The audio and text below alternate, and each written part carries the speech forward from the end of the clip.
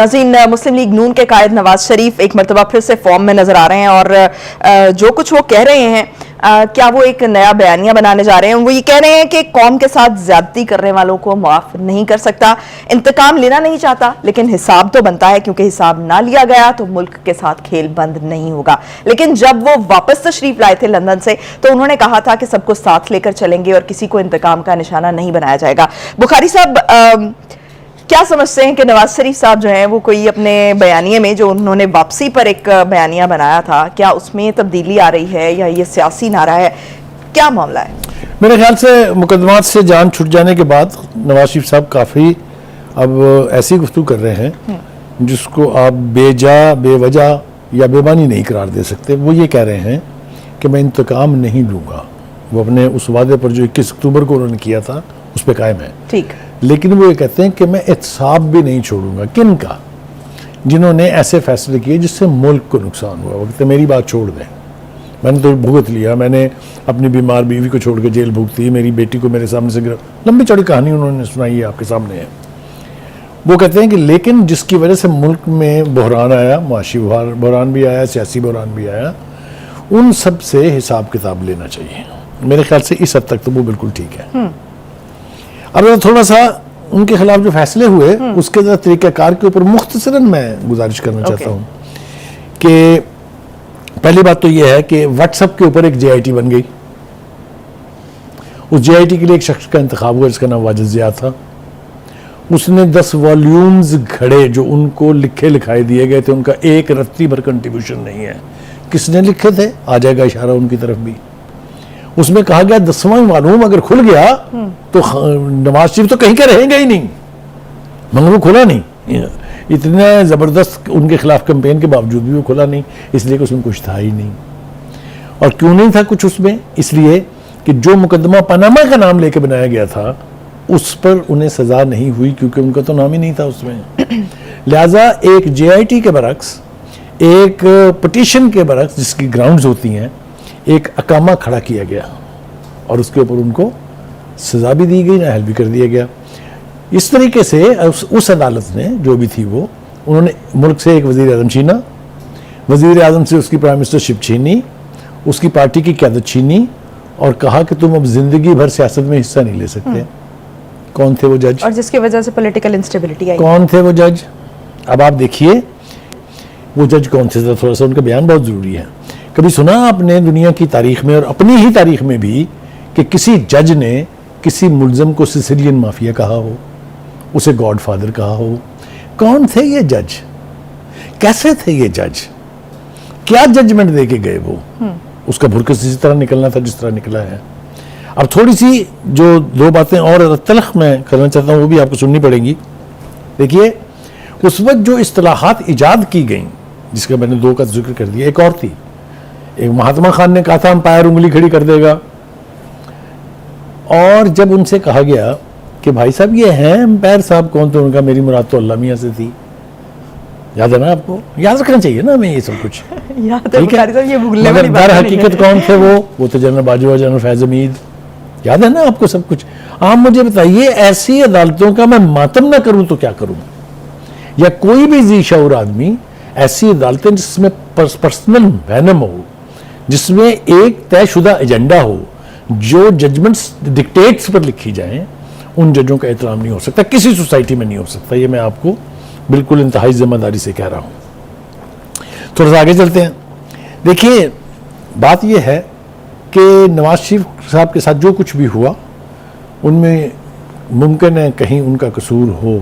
मैं ये बिल्कुल नहीं कह रहा हूं कि वो बिल्कुल यानी कतन कोई वजह ही नहीं थी। जाहिर है जब आपने किसी को इक़्तिदार से हटाना है, जब आपने किसी की पार्टी को ज़लील व ख़ार करना है, जब आपने किसी ख़ानदान को आपस में लड़ने की कोशिश करनी है, तो इनको जस्टिफाई तो किसी तरीके से नहीं किया जा सकता। आप ये नहीं कह सकते कि ये एक्ट ठीक थे जिसने भी किए।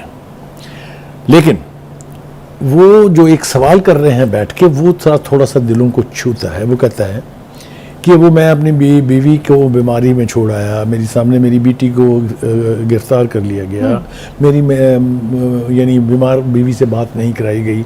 अब लोगों को ऐसी हासिल है कि वो बेटों से हफ्ते में 2 दफ़ा बात करते हैं।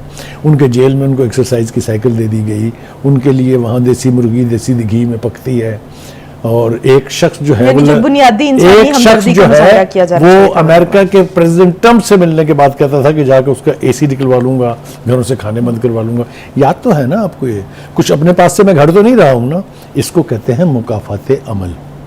और ये मुकाफाते अमल जो है, कुछ बदकिस्मत ऐसे होते हैं जिनको अपनी जिंदगी में देखना पड़ता है, कुछ तो अपनी जिंदगी के बाद भुगतते हैं। ठीक, तो बुखारी साहब, क्या जो अभी नवाज शरीफ बयान दे रहे हैं, आपने कहा कि वो इंतकाम नहीं लेंगे, लेकिन वो एहतसाब उन लोगों का जरूर करना चाहते हैं कि जिन्होंने मुल्क को नुकसान पहुंचाया, तो क्या इन बयानात से और इस किस्म के एक रवैये से क्या आप नहीं समझते कि एक तसादुम की पॉलिसी की तरफ हमारा मुल्क जो है वो फिर चला जाएगा? एक तसादुम की पॉलिसी इख्तियार किए हुए कि अब वो लोग तो नहीं है जिन्होंने सब कुछ किया था, हवा बदल गई है ना।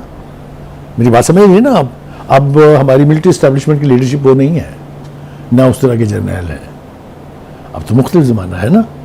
और वो ये नहीं कह रहे कि ये मैं करूँगा एहतसाब ना, उन्होंने पहले भी कहा था ये कि जो मिलिट्री एस्टेब्लिशमेंट है उसके अपने सिस्टम्स हैं विद इन, उस पर कीजिए। जुडिशल सिस्टम में अपने सिस्टम है, जुडिशल काउंसिल है, उनमें कीजिए। वो ये नहीं कह रहे कि मैं करूँगा ये हिसाब, वो कहते हैं लेकिन इनका हिसाब होना जरूर चाहिए। Somebody must make them accountable. इसमें क्या खराबी है? लेकिन ये अवाम के सामने ये बात करने से क्या मतलब है? देखिए, और कहां जाए? एक सियासतदान की कॉन्स्टिट्यूएंसी जो है वो उसके वोटर्स और उसके सपोर्टर्स हैं।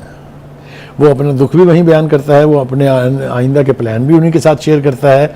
वो उनसे कोई भी काम कराने के लिए उनको उकसाता, तैयार करता, लड़ाता, ये सब कुछ जो है ये पॉलिटिकल लीडर ही करते हैं। अगर खान साहब, महात्मा खान साहब जो हैं, उनकी हदायत शामिल ना होती तो आपका ख्याल है कि पीटीआई के लोग जाके चढ़ दौड़ते कोर कमांडर हाउस पे?